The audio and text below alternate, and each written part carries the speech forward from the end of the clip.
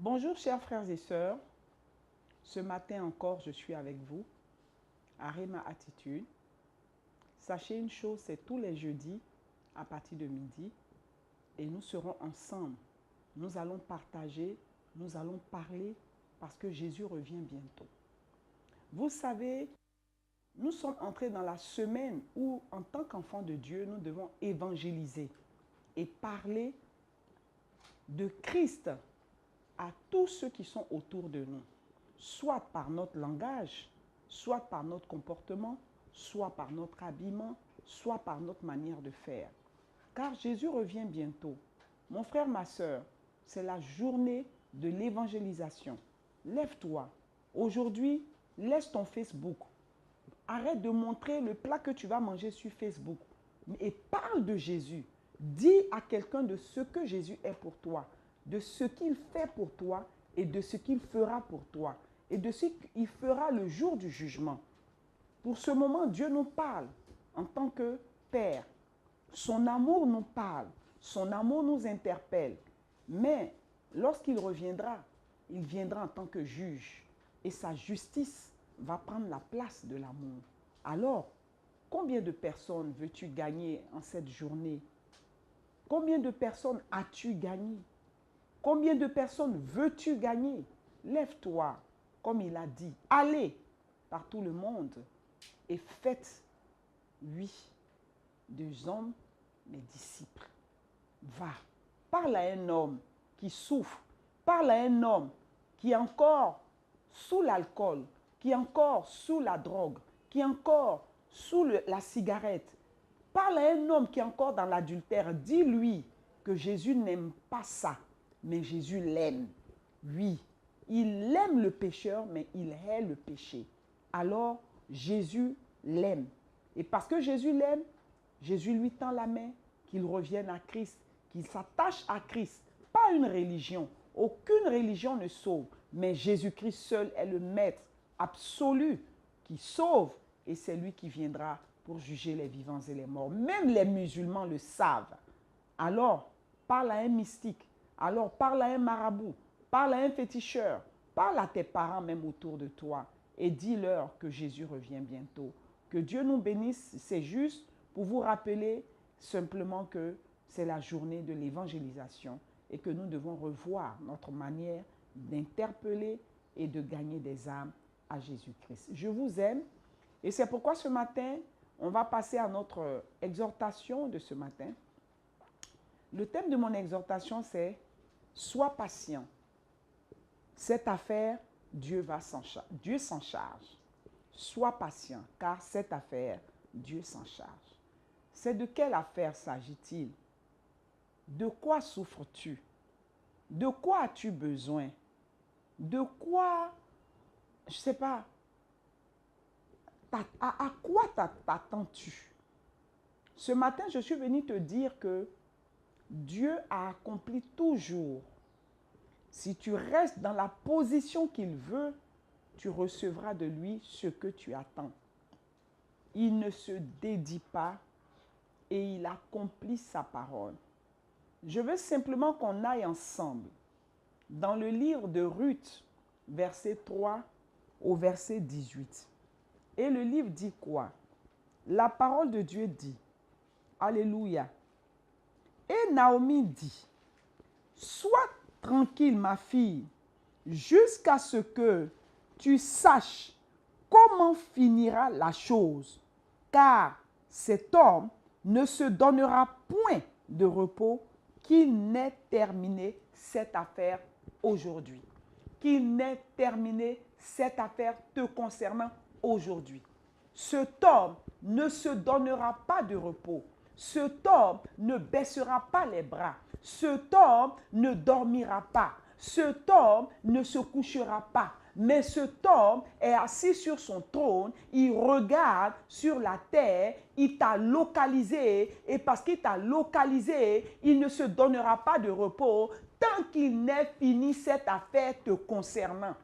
Tant qu'il n'ait fini ton mariage te concernant, tel qu'il n'est fini, oh oui, le travail te concernant, Tant qu'il n'est fini la promotion te concernant. Tant qu'il n'est fini, oh, la guérison te concernant. Tant qu'il n'est fini l'enfantement te concernant. Tant qu'il n'est fini tes finances te concernant. Alléluia. Oh, la patience, c'est un mot, un petit mot qui est dans le fruit de l'esprit. Je dis bien le fruit de l'esprit. Il y a ce petit mot patience. Alléluia. Patience qui est quoi? La patience, c'est le fait d'attendre quelque chose, mais pas dans les murmures, pas dans les plaintes, pas dans la rébellion, pas dans le sommeil, pas en étant assis, pas en regardant la télévision, pas en étant dans des boîtes de nuit, pas en étant dans des bars climatisés, non. Mais le fait d'attendre quelque chose qu'on veut voir dans la prière, dans la persévérance, dans la sanctification et quoi? Dans la parole de Dieu. Alléluia.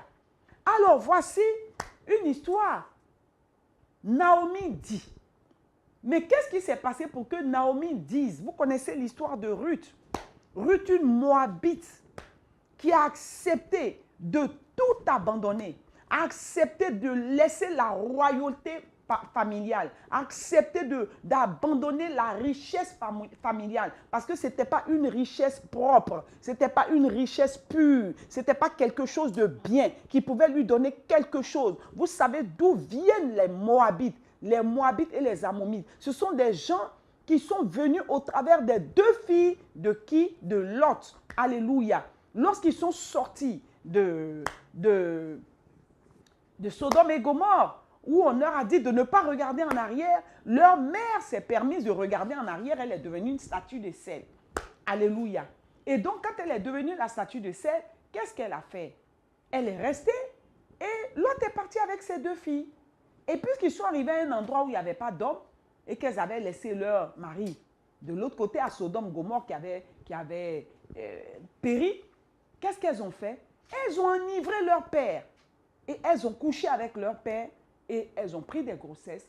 Et voilà, c'est d'où viennent les Moabites et les Ammonites. Alors Ruth était une Moabite. Une Moabite qui savait ce qu'elle cherchait parce qu'elle était à côté de Naomi, elle observait Naomi, elle regardait Naomi, elle apprenait à connaître Naomi parce qu'il y avait quelque chose de positif en Naomi. Qui est ta Naomi? Qui tu suis? Qu'est-ce que tu dis d'elle? Qu'est-ce que tu vois en elle? Qu'est-ce que tu veux que Dieu fasse de toi au travers d'elle? Parce que je vais te dire, c'est l'obéissance de Ruth à Naomi qui l'a amenée là où elle est arrivée. Alléluia. Une Moabite qui a changé d'identité. Une Moabite qui a changé de quoi? De marque. Une Moabite qui a changé de quoi? De comportement. Qui a changé de quoi? D'histoire. Alléluia. Une fille qui pleurait hier, Dieu a essuyé ses larmes. Et Dieu lui a donné une nouvelle histoire. Pour que toi et moi, nous puissions aussi nous référer à cette histoire pour entrer aussi dans une autre histoire nous concernant. Alors cette fille, elle a suivi Naomi et elle a parlé. Et Naomi lui a dit, non, retourne. Elle a dit, je ne retourne pas. Je vais te suivre et ton Dieu sera mon Dieu, ton peuple sera mon peuple, tout ce que tu as sera pour moi. Et si quelque chose d'autre vienne à m'éloigner de toi, alors que la mort me surprenne. Alléluia. Donc vous voyez qu'il y a des choses que nous sortons de notre bouche qui nous atteignent, comment on peut dire ça, qui nous détruisent parfois. Si ces paroles sont négatives, elles te détruiront. Si elles sont positives, elles te propulseront comme l'aigle. Alléluia. Alors, Ruth était une femme qui avait des besoins. Elle avait perdu son mari, elle avait besoin d'un mari. Qui est le mari pour toi aujourd'hui? Ton mari, c'est qui? Alléluia. Ton mari, c'est quoi? Qu'as-tu besoin? De quoi as-tu besoin? Du travail? C'est le mari dont je te parle. De quoi as-tu besoin? D'une promotion? De quoi as-tu besoin? d'un magasin pour faire du commerce, de quoi as-tu besoin? D'un enfant, de quoi as-tu besoin? De quoi? De quoi? Sache que Dieu t'a béni dès le commencement. Et je peux te dire que cette femme, Naomi, Ruth, a obéi à la lettre, à ce que Naomi lui a demandé de faire. Ainsi donc, elle a vu la gloire de Dieu. Ce matin, je suis venue te dire, s'il y a quelque chose qui te préoccupe, s'il y a quelque chose que tu veux voir, je dis, lève-toi dans la prière. Ruth n'a pas dormi. Ruth s'est levée le matin pour aller glaner. Ruth s'est levée le matin pour aller faire ce que Naomi lui disait de faire. Ce matin, je suis en train de te dire, fais ce que Dieu te demande de faire. La Bible dit que si tu obéis, tu observes et tu mets en pratique les commandements de Dieu, la parole de Dieu, les bénédictions de Dieu. Vous voyez, il y a des gens, quand vous les voyez, naturellement, quand vous les voyez, vous voyez la gloire de Dieu sur eux. Vous voyez les bénédictions sur eux. Vous voyez, quand ils rendent leur témoignage vous impacte. Leur témoignage édifie. Mais il y a eu un travail qu'ils ont fait. Ils ne se sont pas levés comme ça un matin et puis paf, ils sont entrés en possession de ce qu'ils demandaient à Dieu. Non, il y a un temps pour toutes choses. Il y a un prix à payer. Mon frère, ma soeur, ce matin, je te dis, Dieu dit, sois tranquille. Qu'est-ce qui te préoccupe? Sois tranquille. Vous savez, quand on n'est pas patient, on entre dans des patients, on se laisse corrompre. Alléluia. Je te demande ce matin de ne pas te laisser corrompre, mais d'être tranquille. Dans le calme et la tranquillité qu'on obtient toute grâce. Alléluia. Alors ce matin, je te dis, qu'est-ce que tu attends de Dieu? Est-ce le travail? Est-ce l'enfantement? Ma chérie, Dieu là, il a un temps pour toutes choses. Hein? Regarde, Élisabeth et Zacharie, la Bible dit qu'ils étaient irréprochables. Pourtant, ils se sont mariés. Et puis Dieu leur a dit, je vais vous donner un fils. Et les années passaient, le fils n'arrivait pas. Et quand Élisabeth passe ici, on l'insulte.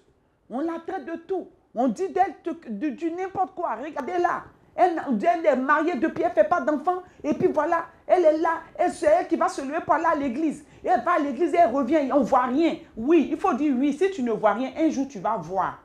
Parce que moi, je sais que ce que mon Dieu a dit de moi, de ma vie, de ma destinée, tant que je suis en vie et que j'obéis à ses principes, je vais voir cela s'accomplir. Parce qu'il n'est pas un homme pour mentir, ni un fils d'homme pour se repentir. Mon frère, ma soeur, attache-toi à Christ. Quelles que soient les difficultés, quelles que soient les persécutions, quelles que soient les épreuves, sois patiente. Car ce qu'il a déclaré de sa bouche te concernant s'accomplira certainement. Ainsi, Naomi a dit à Ruth, sois tranquille, ma fille, jusqu'à ce que tu saches comment terminera ce que tu demandes, ce à quoi tu t'attends.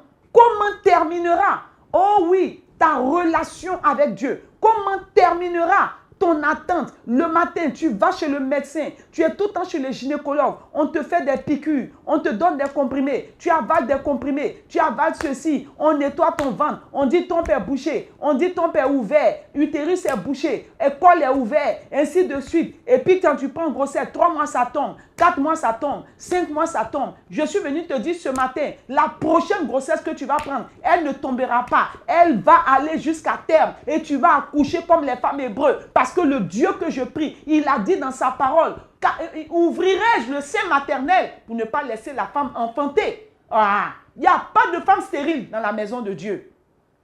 Il n'y a pas de femme stérile dans la maison de Dieu. Parce que dès le commencement, il a dit, soyez féconds, multipliez, remplissez la terre. Il n'y a pas de femme stérile. Oh, si tu as perdu hier, je te dis, sois patient, tu auras, demain tu auras. tu auras ce dont tu attends. Il dit, sois tranquille, garde la patience, regarde à moi dans cette patience, aie les yeux rivés sur moi, dans ce temps de patience, ne jette pas des regards inquiets, mais regarde à moi, tes regards fixés sur moi, dans la prière, dans la sanctification, dans le calme. Ne murmure pas, ne te plains pas, ne raconte pas des choses inutiles, mais sois patiente, reste calme, car le Dieu que tu pries ne se donnera pas de repos tant qu'il n'ait fini cette affaire te concernant. Il ne se donnera pas de repos. La Bible dit qu'il est le berger qui ne sommeille ni ne dort. Et le psalmiste pouvait dire, l'Éternel est mon berger.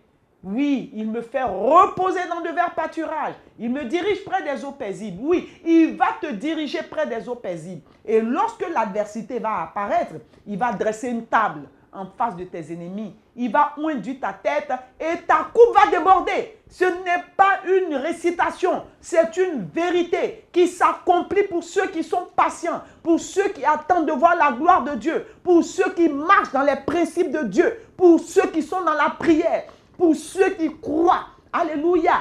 Il dit, voici les miracles qui accompagneront ceux qui auront cru. Il n'a pas dit, voici les gens qui vont courir après les miracles pour dire, hey, miracle, oh, attends-moi, me voici. Tu ne vois pas que je suis en train de te suivre? Arrête-toi, je vais t'attraper. Non, toi, tu es en train de marcher dans la patience. Avec quoi? Avec quoi? Avec sérénité. Tu marches, tu avances dans la prière, dans la confiance, dans la fidélité, dans la loyauté. Tu avances, tu marches en sachant pleinement, en sachant que ce que Dieu t'a dit, il va le faire. Qu'est-ce qu'il t'a promis? Ça va s'accomplir. Pendant que tu es en train de marcher, ce que tu attends est derrière toi. Et puis cours après toi pour te dire, attends-moi, c'est de toi qu'il s'agit. Je te cherche depuis. C'est pas toi qui as demandé l'enfant, je suis en train de venir. C'est pas toi qui as demandé le mariage, oui, je suis en train de venir. C'est maintenant, Dieu a donné l'ordre, je suis en train de revenir. Non, non, non, non, non, tu étais en pause, mais là c'est en play. Alors je suis en train de venir, attends-moi, tu vas recevoir ce que tu as demandé à Dieu. C'est le travail. Oui, longtemps. Oui, tu as demandé, tu as fait des entretiens. On ne t'a pas appelé, mais c'est de toi qu'il s'agit. Je suis en train de venir. Les mêmes qui t'ont refusé, ils disent de venir te chercher. Retourne voir le DG. Il va faire, il va faire, il va faire. La patience. Dans la patience, le Seigneur agit. Dans la patience vraie, le Seigneur se glorifie. Dans la patience vraie, le Seigneur se manifeste parce que tu as la foi, parce que tu as gardé la foi, parce que tu as gardé les yeux rivés sur lui, parce que tu marches en conformité à la parole de Dieu, parce que tu manges la parole, parce que tu vis la parole, parce que tu médites la parole. Hé, ma soeur, que personne ne te distrait. Je suis venu te dire de ne point te laisser distraire. Regarde, quand Ruth est rentrée à Bethléem, les gens la regardaient. Les gens disaient, ça c'est qui ça? Ça c'est pas une Moabite ça? Oh Naomi, elle est partie prendre qui ici pour venir? Elle est partie faire ceci. Oh gna gna gna gna. Je te dis, Ruth n'a pas regardé à ça. Elle était sereine.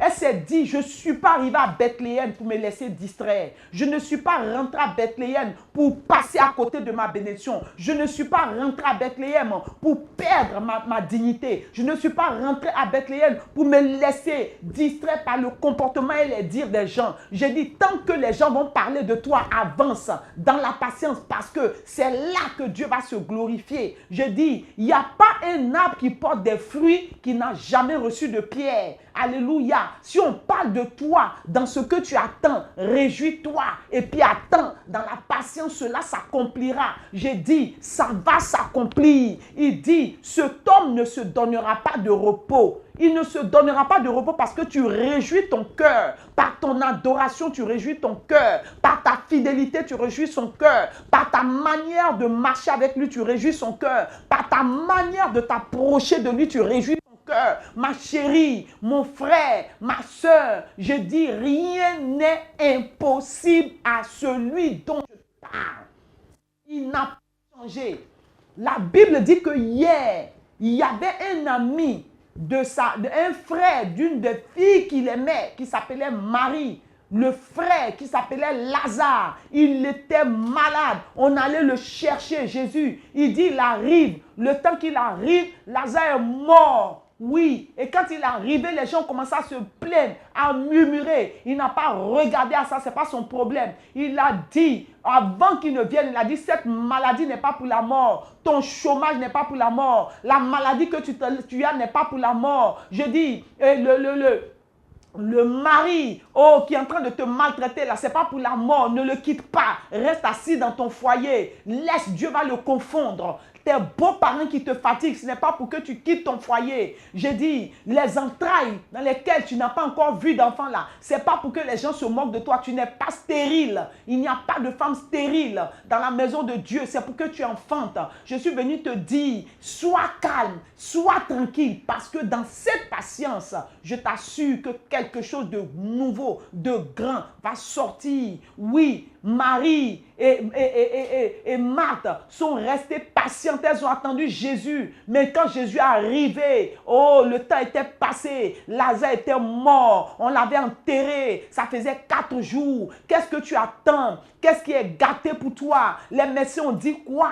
Qu'est-ce que les médecins t'ont dit? Que toi, tu ne peux pas contredire par la puissance du Saint-Esprit. Sois patiente. Ne t'inquiète pas. Laisse le Seigneur travailler. Laisse le Seigneur faire. Laisse tes inquiétudes. La Bible dit que, oh oui, qui de par ses inquiétudes peut augmenter sa vie d'une coudée? Je dis, Marie et Marthe ont attendu Christ. Et quand il est arrivé, c'était trop tard. D'après elle, que c'était trop tard. Dis avec moi, c'est trop tard. Mais c'est quand c'est trop tard que Jésus arrive. Quand tu crois que c'est trop tard que Jésus se glorifie. Quand tu crois que c'est trop tard que Jésus se manifeste. Quand tu crois que c'est trop tard qu'il te montre sa gloire. Quand tu crois que c'est trop tard, il te dit, ma fille, prends. Quand tu crois que c'est trop tard, il te dit, tiens. Quand tu crois que c'est trop tard, il se lève de son trône et puis il te montre qu'il n'est point un homme pour mentir, ni un fils d'homme pour se repentir, mais ce qu'il dit de sa bouche, il accomplit certainement.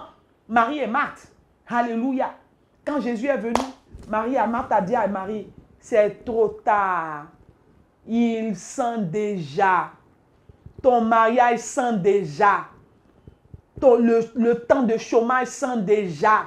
Oh, j'ai l'âge déjà passé. On ne peut pas me prendre. On ne peut plus me prendre. On ne peut plus m'embaucher. Il sent déjà. Oh, j'ai dépassé l'âge de 45 ans. Oh, je ne peux plus faire d'enfants. Il sent déjà. Oh, oui, la place qu'on m'avait donnée pour faire du commerce, oui, ce n'est plus possible parce qu'on doit raser les coins. Il sent déjà. Mais je suis venu te dire qu'il sentait déjà. Mais quand Jésus s'est levé, il a demandé d'ôter la pierre. Dans cette patience, il faut ôter la pierre. Dans cette patience, il faut ôter la pierre. Quelle est la pierre que tu dois ôter? C'est le doute. Quelle est la pierre que tu dois ôter? C'est le découragement. C'est quelle est la pierre que tu dois ôter? C'est la voix de tes amis. Quelle est la pierre que tu dois ôter? C'est quoi? C'est l'incrédulité. Quelle est la pierre que tu dois ôter? C'est l'assoupissement. Quelle est la pierre que tu dois ôter? C'est le péché. Quelle est la pierre que tu dois ôter? C'est les murmures. Quelle est la pierre que tu dois ôter? Je ne sais plus. La convoitise, il faut ôter. C'est la pierre. Et la Bible dit quand ils ont ôté la pierre, il n'a fait que crier. Il a dit Lazare. C'est le travail. Il va dire travail. C'est l'enfantement. Enfantement. C'est quoi? C'est l'argent. L'argent. C'est quoi? C'est quoi d'autre? La guérison. Guérison. Je dis, il va appeler ceux que tu attends par son nom. Et cette chose va sortir du tombeau dans lequel on l'avait enfermé. Oui, ils ont enfermé peut-être ta bénédiction dans un tombeau. Mais je te dis que le ressuscité est venu. Dans ta patience, il va ressusciter ce qui était enfermé. Il a dit, Lazare sort, travail sort, enfantement sort, promotion sort, guérison sort, élévation sort, visa sort. Qu'est-ce qu'on peut dire encore? Qu'est-ce que tu attends? Il a dit, je dis, appelle cela par le nom. Qu'est-ce que tu attends? Dis cela. Et puis Jésus dit, sors. Dis ce que tu attends. Et Jésus dit, sors. C'est le mari qui est parti. Dit, sors. Il va sortir. Il va revenir à la maison. Mon frère, ma soeur, il n'y a rien sur cette terre que Christ ne puisse résoudre. Il dit, cet homme ne se donnera pas de repos jusqu'à ce qu'il accomplisse ce que tu attends. Il a dit, Lazare, sors, Mais avant de parler, il a rendu grâce. Je suis venu te dire ce matin, dans la patience, dans cette attente de ce que tu veux voir dans ta vie, va rendre grâce à Dieu. Il dit, heureux ceux qui ont cru sans avoir vu. Je te dis, va rendre grâce à Dieu. Va remercier le Seigneur de ce que tu reçois les enfants. Va remercier le Seigneur de ce que tu reçois le mariage. Va remercier le Seigneur de ce que tu reçois le travail. Va remercier le Seigneur de ce que tu reçois la promotion. Oh, il n'a pas changé, le Dieu de l'impossible. Là où la main des hommes s'arrête, c'est là-bas que lui se lève. Il te demande simplement une chose. Sois patient. Car c'est un Dieu persévérant. Il aime la persévérance. Oh, tu espères en quoi? Est-ce que tu as confiance en lui? Est-ce que tu crois qu'il est capable de faire? Mon frère, ma soeur, je dis, il est vivant. Mon frère, ma soeur, il est tout puissant. Mon frère, ma soeur, il est réel. Il n'a pas changé. Ce matin, j'ai dit, sois patient. Je vais te raconter une histoire, un témoignage. Je vous ai dit que les témoignages, j'en ai plein. Je veux finir ces propos par ce témoignage. Comme Ruth a terminé ses propos, oui, par ce témoignage. Elle a été épouse de Boaz et puis elle a eu un enfant. Alléluia.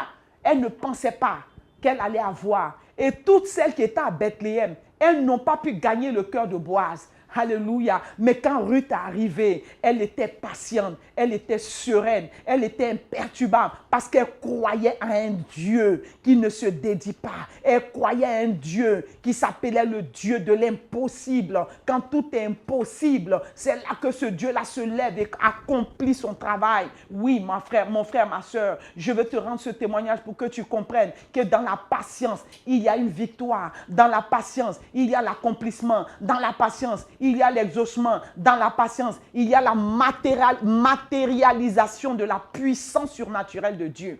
Alléluia. J'ai glissé un matin devant la porte de ma chambre et je me suis fait 3 fractures et une luxation. J'ai été transportée à l'hôpital par mon fils, mon dernier, qui m'a soulevé. Heureusement qu'il était là et qui m'a amené à l'hôpital. Et là-bas, j'ai été opéré de la cheville. Vous m'avez vu peut-être un temps soit peu dans une chaise roulante. C'était parce que ma cheville avait été opérée. Ce n'était pas parce que j'étais paralysé. Pour ceux qui se réjouissaient de me voir dans une chaise roulante, je marche et je danse et je glisse avec ce pied aujourd'hui. Et donc, on m'a mis 9 vis dans la cheville. Et voilà que les médecins ont dit que c'était soit 1 an et demi ou 2 ans après seulement qu'on devait ouvrir le pied et puis enlever les vis dans ma cheville. Et voici, je vais à la dernière consultation, 1 an après, le médecin me dit, madame, je ne sais pas quel genre de femme vous êtes, mais il faut qu'on enlève les vis parce que votre pied, votre cheville, les os sont soudés à tel point que les chevilles, les vis sont en train de rentrer un peu dans la chair, donc il faut qu'on les enlève urgemment. Je vous donne un bilan. Il me donne un bilan de sang à faire, des examens, des radios pour le pied, pour les poumons, le cœur. Et je vais faire les examens, les radios, et voici, on trouve que j'ai une cardiopathie. J'ai une cardiopathie. J'ai fait les examens dans une clinique de la place ici, et puis ils ont trouvé que j'avais une cardiopathie et que je devais faire l'ECG. Je fais l'ECG. L'ECG montre effectivement qu'il y avait un problème. Alléluia. Et qu'est-ce que je fais? Quand le monsieur m'a dit, ah, madame, vous avez une cardiopathie, vous avez un problème, je dis, monsieur, les clichés que vous avez reçus là ne sont pas pour moi. Allez prendre mes vrais clichés. Les clichés que vous avez donnés, ce n'est pas de moi, c'est pas de moi qu'il s'agit. Moi là, je suis né, tous mes organes sont propres. Donc ce que vous dites là, ça ne me concerne pas. Je suis désolé. Ce n'est pas de moi qu'il s'agit. Et j'ai gardé patience.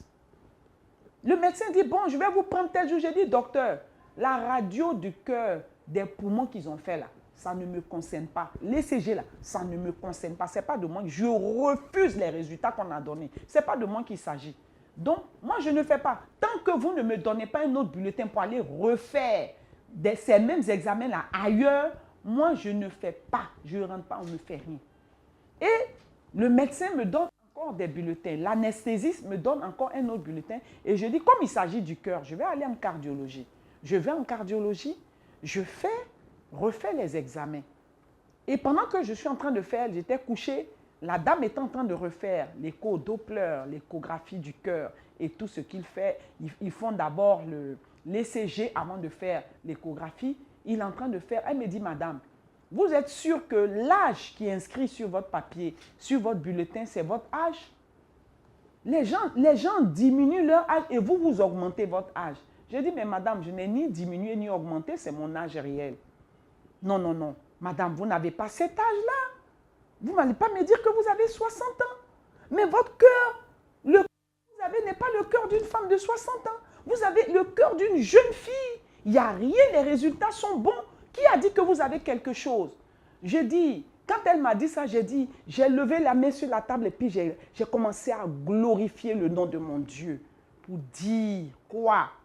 Que ce Dieu-là, il ne se dédie pas. J'ai pris les résultats, j'ai montré au médecin.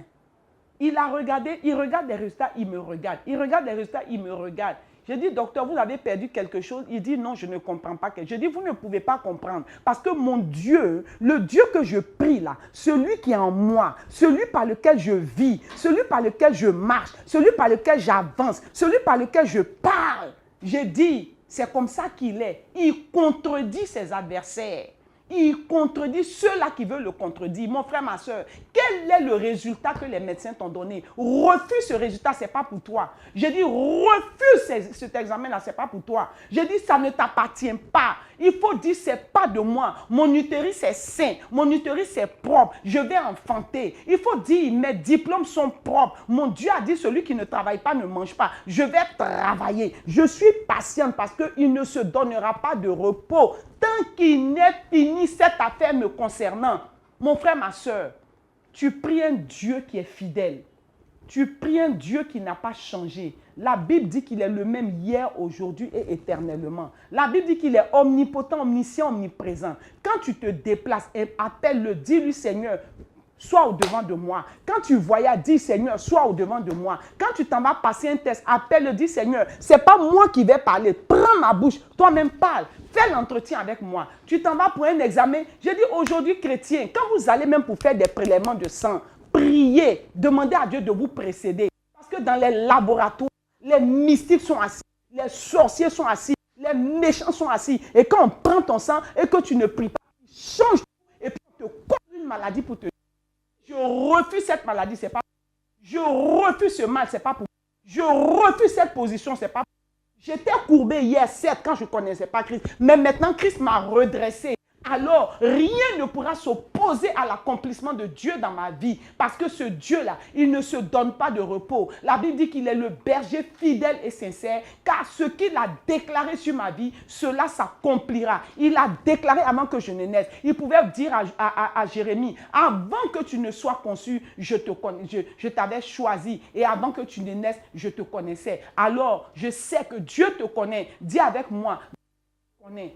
Et je crois que Dieu ne t'a pas oublié, car il agit et il agira toujours dans ta vie. Frères et sœurs, ce matin, je veux bénir Dieu sur vos vies et vous demander seulement une seule chose. Soyez patients. Dans cette patience, soyez en prière. Dans cette patience, méditez la parole. Dans cette patience, ne convoitez pas les autres. Regarde la manière dont ta camarade est là. Tu ne sais pas comment elle a fait pour être comme ça. Toi, regarde à Dieu. Ce qui vient de Dieu dure. Ce qui appartient à Dieu dure. Mais ce qui vient des hommes ne dure pas. Alléluia. Laisse Dieu te conduire. Sois béni ce matin et garde patience sur la base de cette parole tirée de Ruth 3, verset 18 qui dit, Naomi dit, sois tranquille ma fille, jusqu'à ce que tu saches comment finira la chose. Alléluia. Car cet homme ne se donnera point de repos qu'il n'ait terminé cette affaire aujourd'hui. Dis avec moi aujourd'hui. Aujourd'hui même, Dieu te dit, ne t'inquiète de rien, car j'ai tout accompli pour toi. Que Dieu vous bénisse, que Dieu vous garde et que Dieu nous donne de lever simplement les mains et de lui dire, Seigneur, je garde patience, car avec toi, je ferai des exploits. Au nom de Jésus de Nazareth, Amen. Love you, bisous et à jeudi prochain. Amen. Soyez bénis.